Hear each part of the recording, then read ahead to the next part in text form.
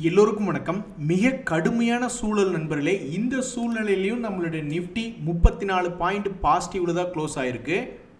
அதில் ஒரு நண்பர் சொல்கிறாரு, ஒரு வருஷம் ஆகி ஷேர் மார்க்கெட்டில் எனக்கு ஒரு 8% கிடைச்சா கூட போதுங்களே அப்படின்ற மாதிரி சொல்லிக்கிட்டு இருந்தார். ஏங்க, ஒரு வருஷம் கோடி ரிஸ்க் இல்லாமல் 8% வேணும்னாக்கா அது பேங்க் எஃப்டிலேயே கிடைக்குமேங்க அப்படின்னாக்கா அந்த டைமில் தான் அவர் சொல்ல வர கருத்து எப்படின்னா, மீசைக்கும் ஆசை கூழுக்கும் ஆசை அப்படின்ற மாதிரி 8% அப்படின்றது கிடைக்கட்டும், அதுக்கு மேலே இன்னொரு 10-15% கிடைச்சாலும் கிடைக்கட்டும் அப்படின்ற மாதிரி சொல்கிறார். அது எப்படி கல்யாணம் ஆகணும், இன்பம் மட்டுமே இருக்க முடியுமா, அதில் சண்டையும் தானே வரும் அப்படின்ற மாதிரி. இந்த மார்க்கெட் என்பது வித்தியாசமான டிசைன். இவன் எதுக்கு இறங்குறான் எதுக்கு ஏறுறான் ஒன்றுமே கண்டுபிடிக்க முடியாமல் ரொம்பவுமே வால்டிலிட்டி. இதில் மன நிம்மதி என்பது கிடைக்கவே கிடைக்காது. இதில் பெருசாக பணம் இழக்கிறதுக்கும் வாய்ப்பு இருக்குது, பெருசாக பணம் சம்பாதிக்கிறதுக்கும் வாய்ப்பு இருக்குது. நிம்மதி மட்டும் கட்டாயம் எந்த ஒரு செகண்டும் கிடைக்காது. ஏன்னா அடுத்த செகண்ட் என்ன நடக்கும், அதனால் மார்க்கெட் எப்படி பாதிக்குன்றது யாருக்குமே தெரியாது. இன்றைக்கி மிகவும் சந்தோஷமாக இருக்கக்கூடிய ஒரு பங்கு என்னென்னா இந்த கல்யாண் ஜுவல்லரி தான். ஏன்னா இன்றைக்கி ஒரே நாளில் 4% ஏறி இருக்குது. ஆனால் பல பேர்த்தினுடைய கையில் இந்த கல்யாண் ஜுவல்லரி அப்படின்ற சிக்கல. நிறைய பேர் என்ன நினச்சிக்கிட்டு இருந்தாங்கன்னா, சரி ஓகே இந்த பங்கு கீழே இறங்கியிருக்கு, மேலே ஏறி இருக்கு, மறுபடி கீழே வந்திருக்கு, அப்போ மறுபடி மேல் நோக்கி ஏறி இருக்கான், இன்னும் ஒரே ஒரு முறை கீழ் நோக்கி வந்து விழுந்ததுனாக்கா ரொம்ப சந்தோஷமாக இருக்குமே அப்படின்ற மாதிரி நினச்சிக்கிட்டு இருந்தாங்க. ஆனால் அவன் கீழ் நோக்கி பெருசாக கீழே விழுகாமல் அப்படியே டபக்குன்னு மேல் நோக்கியே ஏறிட்டான். இதனால் நிறையா பேர் என்ன நினச்சிக்கிட்டு இருந்தாங்க, இன்னொரு ரவுண்டு தூரி விளையாட்டு விளையாடலாம் அப்படின்ற மாதிரி நினச்சிக்கிட்டு இருந்தாங்க. அவங்களுக்கு ஆசை காட்டுற மாதிரி ஒரு முறை கீழே வந்தால் மறுபடி விழுகாமல் பிக்கப் ஆகிட்டான், மறுபடி இன்னொரு முறை கீழே விழுந்தால் மறுபடி இன்னைக்கு விழுகாமல் பிக்கப் ஆகி 4% ஏறிட்டான். இதனால் ரொம்ப ஸ்மார்ட்டாக காத்து கிடந்தவங்களுடைய கையில் இந்த கல்யாண் அப்படின்றது கிடைக்காம போயிடுச்சு. நண்பர்கள், இந்த சமயத்தில் மிக மிக பெரிய டவுட் அப்படின்றது சில நண்பர்கள் வச்சுருந்தாங்க. என்ன டவுட் வச்சுருந்தாங்கன்னா, இந்த பப்ளிக் செக்டர் பேங்க்ஸில் இப்படி திடீர்னு லாபம் காமிச்சிக்கிட்டே இருக்காங்களே, ஒருவேளை கணக்கு வழக்கெல்லாம் கரெக்டாக இருக்குமா, இந்த இண்டஸ்இண்ட் பேங்க் மாதிரி ஏதாவது முன்ன பின்ன இருக்குமா அப்படின்ற மாதிரிலாம் நிறைய பேர் யோசிச்சுட்டு இருந்தாங்க. இங்கே தான் மிகப்பெரிய ஒரு சம்பவத்தை பப்ளிக் செக்டர்கள் பேங்க்குகள் பண்ணியிருக்காங்க. என்ன பண்ணியிருக்காங்கன்னா, அவங்க தொடர்ந்து மிகப்பெரிய அளவில் டிவிடெண்ட் கொடுத்துக்கிட்டே இருக்காங்க. அவங்க என்ன பணமாக அச்சடிச்சுக்கிட்டு இருக்காங்க. இப்போ கூட பிஎன்பி அவங்களுடைய குவார்ட்டர்லி ரிசல்ட்டில் 5011 கோடி போன குவார்ட்டர்களை விடவும் மிகவும் அதிகமாக லாபத்தை மேல் நோக்கி கொடுத்துருக்கான். அது மட்டும் இல்லாமல் அவன் ஒரு ஷேருக்கு ₹2.90 நாங்கள் டிவிடெண்ட் தர்றோம் அப்படின்ற மாதிரி சொல்கிறான். எவ்வளோ பெரிய டிவிடெண்ட் பாருங்கள். அந்த ஸ்டாக்கினுடைய விலையே மொத்தம் ஒரு ₹100 குறைவாக 94 தான் இருக்குது. ஆனால் அவங்க கொடுக்கக்கூடிய டிவிடெண்ட் ஆல்மோஸ்ட் ₹3, 3% மேலே இவங்க இப்போ அனௌன்ஸ்மெண்ட் பண்ணியிருக்கிற டிவிடெண்ட் ஈல்ட் என்பது கொடுக்குது. அப்போ சில நண்பர்கள் யோசிச்சுக்கிட்டு இருக்கிற மாதிரி இவங்களுடைய கணக்கு வழக்குகளில் முன்ன பின்ன இருந்தால் இவங்க என்ன பணமாக அச்சடிச்சுக்கிட்டு இருக்காங்க, அப்புறம் எப்படி டிவிடெண்ட் தர முடியும்? நண்பர்களே, இன்றைக்கி பல சோகமான சம்பவங்களில் இன்னொரு சோகமான சம்பவம் என்னென்னா, சமீபத்தில் பாகிஸ்தானுக்கு இந்தியாவுக்கு வார் வருதுன்னு சொல்லிட்டு டிஃபென்ஸ் கம்பெனியெல்லாம் 10%, 20% ஏற்றி விட்டாங்க. இன்றைக்கி உண்மையிலேயே நம்ம ஆளுக்கு போய் அங்கே குண்டு போட்டு வந்துட்டாங்க வெற்றிகரமாக. இருந்தாலும் இன்றைக்கி இந்த பங்குகள்லாம் மேல் நோக்கி ஏறுமான்னு பார்த்தா பாகிஸ்தானுடைய திருப்பி எடுத்த நடவடிக்கைகளில் ஒருவேளை போர் வராதோ அப்படின்ற ஒரு காரணத்தினாலேயா அல்லது என்ன காரணம்னு தெரில, ஒரு ப்ராஃபிட் புக்கிங் மாதிரி நடந்து இந்த பிடிஎல், மசகான் போன்ற டிஃபென்ஸ் பங்குகள்லாம் இறங்கியிருக்கு. உண்மையிலேயே வார் வரலினா நல்லது தாங்க. இந்த பங்குகள் கீழே இறங்கியிருக்கலாம். இன்றைக்கி காலையில் பாசிட்டிவ்ல இருந்தால் ஆல்மோஸ்ட் ₹3100 இருந்து கடைசியில் க்ளோசிங்கில் பார்த்தா ஒரு ஷேருக்கு ₹300 கிட்டத்தட்ட 10% இறங்கி க்ளோஸ் ஆகிருக்கு. அப்படின்னாலுமே பாரத் டைனமிக்ஸ் அப்படின்ற பங்கு காலையில் பாசிட்டிவ்ல இருந்து எண்ட் ஆஃப் த டேயில் 5% இறங்கியிருக்கு. அப்படின்னாலுமே இந்த பங்குகள் வச்சிருக்கிறவங்களுக்கு மன சோர்வாக இருந்தாலும் சரி பரவாயில்ல, நல்ல வேலை எதுவும் வார் வரல அப்படின்ற மாதிரி சில பேர்த்துக்கு ஓகேவாக தான், மனசு ஓகேவாக தான் இருக்கும். வேறு வழி இல்லாமல் இந்த ஷேர் ஹோல்டர்ஸ் எல்லாம் மனசை தியாகம் பண்ணித்தாகணும். சரி, நாட்டுக்காக இந்த பங்கு கீழே இறங்கினாலும் நாட்டில் வார் வராமல் இருந்தால் அதுவும் ஒரு நல்ல விஷயம் தானே. இந்தியாவுக்கு நல்ல அதிகாரம் இருக்குது, அதனால் அவங்க செஞ்ச வேலையே கம்முன்னு பாகிஸ்தான் கேட்டுட்டு விட்டுட்டாங்க அப்படின்ற மாதிரி ஒரு மனசை சாந்தப்படுத்திக்க வேண்டியது தான். இவர்களே பல பங்குகள் இறுக்கி பிடிச்சி வண்டி ஓட்டிக்கிட்டு இருக்காங்க. இதனால் பல ட்ரேடர்கள் வந்து ரொம்ப சேடாக இருக்காங்க. அதாவது இந்த ஹிந்துஸ்தான் யூனிலிவர் அப்படின்ற பங்கெல்லாம் மிகப்பெரிய பங்கு தான் நம்மளுடைய ஸ்டாக் மார்க்கெட்டில். சில நேரங்களில் பிக்கப் ஆனான்னா அவனால் ₹2100 3000 ஆல்மோஸ்ட் 50% ஏறக்கூடிய அளவுக்கெல்லாம் அவனால் முடியுது. அதே சமயம் அவனால் 50% பக்கம் இறங்கக்கூடிய வேலையும் அவன் பார்த்துக்கிட்டு இருக்கான். அப்படி இருக்கக்கூடிய நேரத்தில் இந்த ஹிந்துஸ்தான் யூனிலிவர் ரிசல்ட் கொடுத்ததுக்கப்புறம் பிக்கப் ஆகுமா அப்படின்ற மாதிரி பார்த்துக்கிட்டு இருந்தாங்க. ஆனால் அவன் கொடுத்துருக்கக்கூடிய ரிசல்ட் எல்லாம் ரொம்பவுமே இறுக்கி பிடிச்சு பெரிய அளவில் அவனால் லாபம் காட்ட முடியல, ப்ராஃபிட் ஏர்னிங்ஸ் க்ரோத்தே காட்ட முடியல. 2022 பார்த்தோம்னா ஒவ்வொரு குவார்ட்டருக்கு ஏவரேஜாக 2300 2500 அப்படின்னு தான் லாபம் கொடுத்துக்கிட்டு இருக்கான். ஸோ போன குவார்ட்டரை விடவும் மிகவும் குறைவான லாபம் கொடுத்ததுனால இன்னுமே இந்த பங்கெல்லாம் ஏற்றி விடாமல் அப்படியே வச்சுருக்காங்க பாவம். சரி, இனி இந்த குவார்ட்டர்னுடைய ரிசல்ட் எது ஏற்றி விடலையா, இனி அடுத்தது எப்போ இவன் என்னத்தை தரப்போறா அப்படின்னு இவங்கெல்லாம் காத்துக்கிட்டு இருப்பாங்க. இப்போ தான் ஒரு மிக முக்கியமான தகவல், LTTS அப்படின்றவன் இனி என்ன பண்ண போகிறான், அந்த ஷேர் என்ன தான் பண்ணுன்னு ட்ரேடர்கள் ரொம்ப ஆச்சரியமாக பார்த்துக்கிட்டு இருக்காங்க. அதாவது இவன் பண்ண வேலை என்ன அப்படின்னு பார்த்தீங்கன்னா, சமீபத்தில் மிகப்பெரிய ஒரு வீழ்ச்சி கொடுத்தான். இந்த 2025 துவக்கத்திலேயே அப்படியே ஜம்ப் அடித்து நான் ஒரு தலை சிறந்தவன்னு காமிச்சுக்கிட்டான். அதுக்கப்புறம் மார்க்கெட் இறங்குது, கட்டணம் அதிகப்படுத்துகிறாங்க அமெரிக்காவில் அப்படி இப்படின்னு சொல்லிட்டு இவனை தொடர்ந்து கீழே இறக்கி விட்டுக்கிட்டே வந்தவங்க இதுக்கு முன்னாடி கொஞ்சோண்டு சந்தோஷத்தை கொடுத்து ஒரு 10% மேலே ஏறினா பார்த்தீங்களா, அதே இடத்துக்கு இப்போ வந்து விழுந்திருக்கான். இனி இவன் என்ன பண்ண போகிறான், எங்களை பார்த்து கையெடுத்து கும்பிட்டு கவுந்து படுக்க போகிறானா, இல்லை இனி இவன் என்ன பண்ண போகிறான் அப்படின்னு ட்ரேடர்கள் ரொம்ப ஆச்சரியகரமாக பார்த்துக்கிட்டு இருக்காங்க.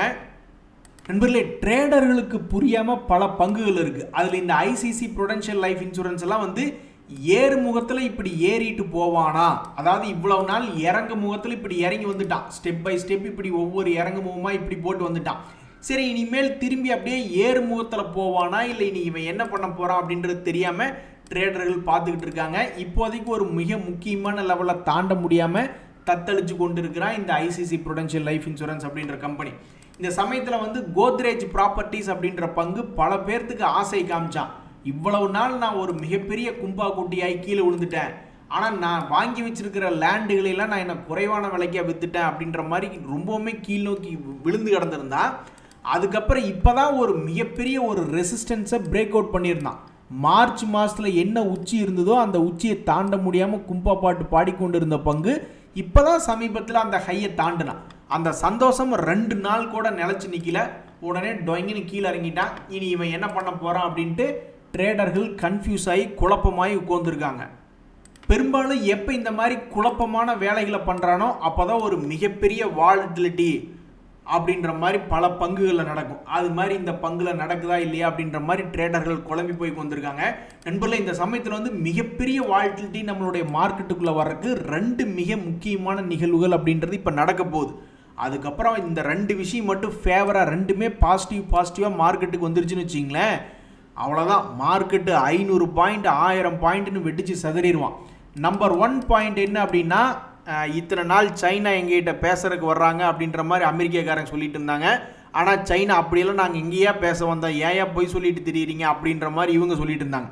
கடைசியில் பார்த்தா இப்போ என்ன நடக்க போகுதுன்னா, சுவிட்சர்லாந்தில் இந்த வார கடைசி வீக்கெண்டில் அமெரிக்காவினுடைய பிரதிநிதிகளும் சைனாவினுடைய பிரதிநிதிகளும் சந்தித்து பேச போகிறாங்க இந்த ட்ரேட் சம்மந்தப்பட்டப்பா. அப்போ ஏதாவது ஒரு டீல் நடந்தது அப்படின்னாக்கா அது ஒரு நல்ல அருமையான பாயிண்ட். அதே மாதிரி இன்னைக்கு நைட்டு யூஎஸ் ஃபெட் சேர்மன் வந்து யார் பெரியவர், யூஎஸ் ஃபெட் சேர்மன் பெரிய ஆளா இல்லை அமெரிக்கா பிரசிடென்ட் பெரிய ஆளா? ஏன்னா பிரசிடென்ட் வந்து இன்ட்ரெஸ்ட் ரேட்டை இவர் குறைக்காமல் வச்சுக்கிட்டு இருக்காரு, அவர் வேலையை விட்டு தூக்கறதுக்கு என்ன வழின்னு அவர் பார்த்துக்கிட்டு இருந்ததாக ஒரு தகவல் வந்தது. அந்த மாதிரி இப்போ இவர் வந்து அவருக்கு அடிமையா இல்லை அவர் சொல்கிறது இவர் கேட்க போகிறாரா அப்படின்றது தெரில. ஸோ யூஎஸ் ஃபெட் சேர்மன் இன்னைக்கு என்ன சொல்ல போகிறான்றது உலகத்தில் எல்லாருமே கூர்ந்து கவனிச்சுக்கிட்டு இருக்காங்க. ஸோ இந்த 2 தகவலுமே நம்மளுக்கு ப்ளஸ்ன்னு அடுத்தடுத்த நாட்களில் வந்ததுன்னா நம்மளுக்கு ஒரு மிகப்பெரிய ஒரு வளர்ச்சி அப்படின்றது இருக்குது. செய்வீர்களா? ஒருவேளை 2மே கும்பா ஆயிடுச்சுனாக்கா ஒன்றுமே பண்ண முடியாது, எதுவுமே பண்ண முடியாது. கடைசிக்கு எவனாவது ஒருத்தன் ப்ளஸ், அதாவது 3 சினாரியா நம்மளுக்கு வந்து எது நடந்தாலும் ஓகே, ஒரே ஒரு சினாரியா மட்டும் நடக்கக்கூடாது. இந்த 2 விஷயமே கும்பாகிறதா அந்த ஒரு சினாரியோ, அது மட்டும் நடக்கக்கூடாதுன்னு ஆண்டவனை வேண்டிக்க வேண்டியதுதான். நண்பர்களை, மனசில் கை வச்சு சொல்லுங்கள். அதாவது இப்போ உங்களுடைய போர்ட்ஃபோலியோ மைனஸில் இருக்குது, கடவுளினுடைய அருள்னால திடீர்னு அடுத்தடுத்து வரக்கூடிய மாதங்களில் எல்லா பங்குகளும் மேல் நோக்கி ஏறி நிஃப்டியும் பழைய ஹை வருதுன்னு வச்சிங்களேன், அப்போ நோ லாஸ் நோ கெயின் வந்துடுது. அப்போ நீங்கள் மறுபடியும் ஸ்டாக் மார்க்கெட்டை புதுசாக ஸ்டார்ட் பண்ணுற மாதிரி இருந்தால் என்ன வித்தியாசமாக பண்ணுவீங்க அப்படின்றத தெரியப்படுத்துங்க. இப்போ எனக்கெல்லாம் ஒரு 25 லட்ச ரூபா பக்கம் லாக்கிலிருந்து ரிலீஸ் ஆயிருதுன்னு வச்சுங்க, மொத்தமாக ஏதோ ஒரு லாபத்துக்கோ அல்லது நோ லாஸ் நோ கெயின்லேயே நான் வெளியே வந்துடுறேன்னு வச்சிங்களேன். நானாக இருந்தால் என்ன பண்ணுவேன்னாக்கா, டெய்லி ஒரு 50,000 ரூபாயாக்கா ஒரு முக்கியமான குறிப்பிட்ட எந்த மியூச்சுவல் ஃபண்ட் ஓரளவுக்கு சப்போர்ட்டில் வந்திருக்கான் அப்படின்ற மாதிரி ஏதாவது ஒரு சப்போர்ட் கிடைக்கிற நேரத்தில் அவன் அந்த சப்போர்ட்டை உடச்சி கீழே போனாலும் சரி, அல்லது அந்த சப்போர்ட்டை தொட்டு மேல் நோக்கி மேலே வந்தாலும் சரி, ஒரு மாதத்தில் 10% வந்தாலும் சரி தான். ஸோ இந்த மாதிரி குறிப்பிட்ட இடமா பார்த்து அந்த இடம் வந்தோடனே அங்கிருந்து டெய்லி ஒரு 50,000 ரூபாயாக ஒரு எஸ்ஐபி மாதிரி சில பேர் போட்டு விடலாம் அப்படின்ற மாதிரி நினைப்பாங்க. அந்த மாதிரி நீங்கள் எது நினைக்கிறீங்க? ஏன்னா நிறைய பேர் வந்து பங்குகள் திரும்பி மேல் நோக்கி வர்றதில்ல, நிறைய பேர் வாங்கின பங்குகள். ஆனால் மியூச்சுவல் ஃபண்டுகள் கட்டாயம் ஒரு குறிப்பிட்ட லோன்லேருந்து மார்க்கெட் ஆயிடுச்சுன்னா அவனுங்கெல்லாம் திரும்பி மேல் நோக்கி வந்துடுறாங்க. அது மாதிரி ஒவ்வொருத்தர் ஒவ்வொரு மாதிரி யோசிப்பாங்க. ஸோ ஒருவேளை நீங்கள் வந்து 10 லட்சம் வச்சுருக்கலாம், 5 லட்சம் வச்சுருக்கலாம், ஏதோ ஒரு வகையில் உங்களுடைய போர்ட்ஃபோலியோனுடைய லாக்கெல்லாம் ரிலீஸ் ஆகி ஓகே இப்போ மறுபடியும் புதுசாக ஆரம்பிக்கணும்னா நீங்கள் எப்படி ஆரம்பிப்பீங்க அப்படின்றத கமெண்ட்டில் தெரியப்படுத்துங்க. அதை பார்த்தா இந்த ஸ்டாக் மார்க்கெட்டுக்குள்ளே புதுசாக யாராவது வருவாங்க இல்லையா, புதுசாக எப்படி டெய்லி இந்த வீடியோக்களையெல்லாம் வந்து 100 பேர் 200 பேர்னு பார்க்குறாங்க. அந்த மாதிரி புதுசாக வர்றவங்களுக்கு ஓகே இது ஏதோ ஒரு புதுசாக ஐடியா சொல்கிறாங்க அப்படின்ற மாதிரி அவங்களுக்கு ஏதாவது ஒரு உபயோகமாக இருக்கும். என்னையா நீங்கள் சோழியை முடிச்சு விடுவீங்களா இல்லை சந்தோஷமாக வச்சுருப்பீங்களா அப்படின்னு நிறைய பேர் பதட்டப்பட்டுக்கிட்டு இருப்பாங்க சில பங்குகளை பார்த்தாவே. ஒரு உதாரணத்துக்கு இந்த எஸ்ஆர்எஃப்னு ஒரு பங்கு, அவன் பண்ணியிருக்கிற வேலையே வந்து எதுக்குடா நீ இப்படி பண்ணுற அப்படின்ற மாதிரி பார்த்தாவே பதட்டப்படக்கூடிய ஆட்களாக நிறைய பேர் இருப்பாங்க கடந்த 2 வருஷத்தில். அப்போ அந்த பங்கு வந்து என்ன பண்ணும் அப்படின்றது தெரியாமல் நிறைய ட்ரேடர்கள் பதட்டப்பட்டுக்கிட்டு இருக்காங்க. முக்கியமான ஒரு இடத்துல வந்து நின்றுக்கிட்டு ஆடிட்டு இருக்கான். இதே மாதிரி இந்த மேன்கைண்ட் ஃபார்மா அப்படின்ற பங்குமே இப்போ சமீபத்தில் ஒரு நல்ல ஒரு யூடர்ன் அப்படின்றது போட்டு காமிச்சான். எந்த பங்கு எப்போ யூடர்ன் போடுவானே தெரியாது. அந்த வகையில் இவன் திடீர்னு ஷார்ப்பாக ஒரு யூடர்ன் அப்படின்றது போன மார்ச் மாதத்தில் போட்டான். அங்கிருந்து ஆரம்பித்து 2100 ரூபாய் எங்கே, 2600 ரூபாய் எங்கே, அந்த அளவுக்கு நல்லா மேல் நோக்கி வந்தவன் தான் இப்போ சமீபத்தில் கொஞ்சம் கீழ் நோக்கி இறங்கியிருக்கான். இனி இவன் என்ன பண்ணுவான்? மேலே அண்ணாந்து பார்த்து 200 ரூபா மேலே போவானா, இல்லை கீழே குமிஞ்சு பார்த்து 200 ரூபாய் இறங்குவானா அப்படின்ற மாதிரி ட்ரேடர்கள் ரொம்பவுமே பதட்டமாக சில பங்குகளை பார்த்துக்கிட்டு இருக்காங்க. ஒரு சிறிய சிட்டுகுருவிலேயே சாப்பிட்ட மாதிரி ஒரு குறிப்பிட்ட லெவலுக்குள்ளேயே இந்த இண்டு ஹோட்டல் அப்படின்ற பங்கு ஆடிக்கிட்டு இருக்கு. சமீபத்தில் கூட இந்த பங்குனுடைய ரிசல்ட் வந்திருக்கு. அந்த ரிசல்ட் வந்திருக்கிறதுக்கப்புறம் ஏதாவது இந்த லெவலுக்கு இது உடைப்பானோ அப்படின்ற மாதிரி நிறைய பேர் பார்த்துக்கிட்டு இருந்தாங்க. லெவலை உடைக்கவே இல்லை. இப்போ வரைக்கும் அதே அந்த லாஸ்ட் பாயிண்ட்டுக்கிட்டே ஆடிக்கிட்டு இருக்கான். சரியான சிட்டுக்குருவியாக இருக்குது. இதே சமயத்தில் இந்த அமரா ராஜா அப்படின்ற பங்கு ஏதாவது ஒரு பெரிய குருவியாக ஒரு பெரிய காக்கா மாதிரி ஏதாவது பறந்து வருமா? இதுக்கு முன்னாடியெல்லாம் இந்த மாதிரி ஒரு மிகப்பெரிய ஒரு ட்ரெண்டிங் கிளி மாதிரி ஆடி இருக்கானே, இனி அவனுடைய வாழ்க்கையில் இதே மாதிரி ஏதாவது ஒரு வசந்த காலம் வருமா அப்படின்ற மாதிரி பார்த்துக்கிட்டு இருக்காங்க. ஆல்மோஸ்ட் 1700 ரூபா இருந்தவன் இப்போ 942ன்னு இருக்கான். இனி அடுத்து இவனுடைய தலைவிதி எப்படி இருக்கும்? அண்ணாந்து மேலே பார்ப்பானா இல்லை கீழே பார்ப்பானா? சரி கீழே தான் பார்க்கட்டும், ஒரு 500 கூட வரட்டும், எதாக இருந்தாலும் சீக்கிரமாக பண்ண வேண்டியது தானே அப்படின்ற மாதிரி பார்த்துக்கிட்டு இருக்காங்க. இன்றில் இந்த ஏஸ்டர் டிஎம் அப்படின்ற கம்பெனியில் ஒரு நல்ல தகவல் வந்திருக்கு. பெங்களூரில் ஏதோ ஒரு 430 பெட்டு கொண்ட ஒரு ஹாஸ்பிட்டல் லீஸுக்கு எடுத்த மாதிரி ஏதோ ஒரு தகவல் ஒன்று படிச்சுட்டு இருந்தேன். அதுக்கு கிட்டத்தட்ட 480 கோடி அப்படின்றது இந்த Aster DM healthcare investment பண்ணியிருக்காங்க. இன்றைய சேலஞ்சிங்கான மார்க்கெட்லேயும் 3% இந்த தகவலை ஒட்டி ஏறியிருக்கான். அது மட்டும் இல்லாமல் இவன் கடந்த 3 வருடத்தினுடைய உச்சத்தில் இருக்கான்.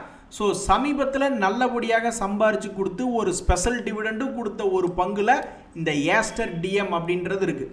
ஸோ சமீபத்தில் எந்த செக்டர் நல்லா சம்பாரித்து கொடுத்தது அப்படின்றதுல இந்த ஹெல்த் கேர் அப்படின்ற செக்டர் வருது.